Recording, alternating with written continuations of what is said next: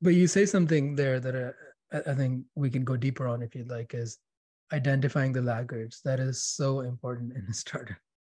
You can have people who are coasting along, and for a big company, it's fine. Have a few of your employees coasting along.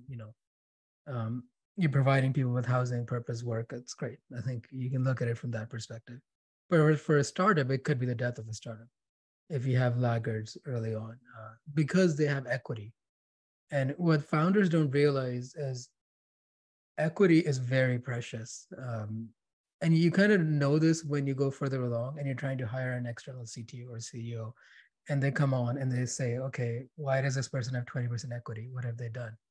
And it becomes very evident that you were frivolous with equity. Um, so I think I would like founders to keep that in mind. And as an investor, I have to identify laggards early on as well. There's a mistake investors make, and I've made so in the past as well, where the companies that you pay the most attention to or need your help the most, you want to think they will succeed because you want to believe that you are helping startups succeed. And depending on what kind of investor you are, you can say your job is to really focus on picking the best founders, not making the best founders. Which again, if a company is lagging behind, you can do what you can to help, but at some point you just have to kind of recognize, okay, I'm not going to get my money back here, and focus on the so to say winners. And same with founders. Yeah. It almost goes back to the 10%.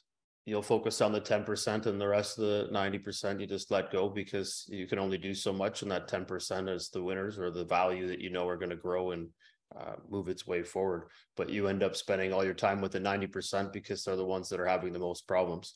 So they're hammering you while you're trying to focus on the ones that you deem as being successful. So I do see there is certainly a crisis, because you do hope that everybody can understand the value that they have, what the exchange is, what the equity value looks like in a business, but also that they have their hand on the pulse